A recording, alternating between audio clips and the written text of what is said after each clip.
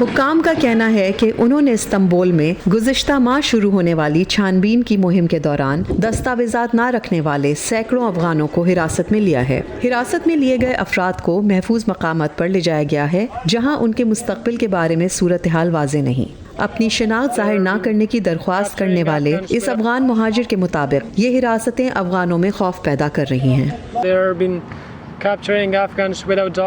وہ دستاویز نہ رکھنے والے افغانوں کو پکڑ رہے ہیں اور انہیں ملک بدر کر رہے ہیں۔ جن کے پاس دستاویزات نہیں ہیں وہ بہت زیادہ پریشان ہیں، نہ تو وہ کام کر سکتے ہیں نہ کہیں جا سکتے ہیں۔ ہماری درخواست ہے کہ ایسا نہ کیا جائے کیونکہ افغانستان میں صورتحال بہت خوفناک ہے۔ ترک حکام کا کہنا ہے کہ ان کا ہدف صرف دستاویزات نہ رکھنے والے تارکین وطن ہیں، لیکن امدادی گروپوں کا دعویٰ ہے کہ حکومت افغانوں کو پناہ کے لیے رجسٹریشن کی اجازت نہیں دے رہی۔ ترک حکومت نے ان کو رجسٹر نہ کرنے کا فیصلہ کیا ہے اور وہ سرحد پر اضافی طاقت اور فورسز بھیج رہے ہیں۔ وہ مزید افغان مہاجرین کو سرحد پار نہیں کرنے دے رہے۔ اگر وہ سرحد عبور کر بھی لیں تو وہ انہیں واپس ایران بھیجنا چاہتے ہیں۔ ترکی پہلے ہی شام کی خانہ جنگی سے فرار ہو کر آنے والے تقریباً 40 لاکھ پناہ گزینوں کی میزبانی کر رہا ہے اور حکومت کا کہنا ہے کہ وہ اس سے زیادہ کی متحمل نہیں ہو سکتی۔ سرحد ہماری عزت ہے کے نعرے کے تحت حزب اختلاف کی مرکزی پارٹی حکومت سے مطالبہ کر رہی ہے کہ وہ مہاجرین کی نئی لہر کو روکنے کے لیے ملکی سرحد کو محفوظ بنائے۔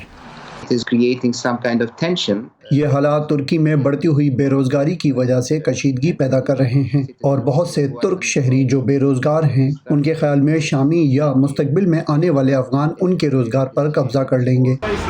بہت سے پناہ گزین استنبول کے ایسے مختلف علاقوں میں آباد ہو گئے ہیں جو صدر رجب طیب اردوگان کا مضبوط انتخابی گڑھ ہیں۔ پناہ گزینوں کے خلاف بڑھتی ہوئی مزاحمت 2 سال قبل استنبول کے میئر کے الیکشن میں صدر اردوگان کی پارٹی کی شکست کی ایک اہم وجہ تھی، جس کی وجہ سے کئی دہائیوں سے شہر پر ان کی حکمرانی کا اختتام ہوا۔ ترک حکام کا کہنا ہے کہ انہوں نے اس سال جنوری سے جولائی کے دوران 10,000 سے زائد افغانوں کو ملک بدر کیا ہے۔ افغانستان میں طالبان کے دوبارہ اقتدار میں آنے کے بعد یہ افغان مہاجر رحم کی درخواست کر رہا ہے۔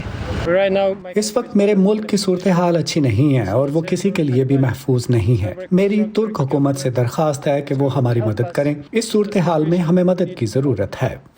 لیکن ترکی میں بہت سے لوگوں کو اس مہم کے جاری رہنے کی توقع ہے۔ ڈورین جونز کے ساتھ مونا کاظم شاہ، وائس آف امریکہ۔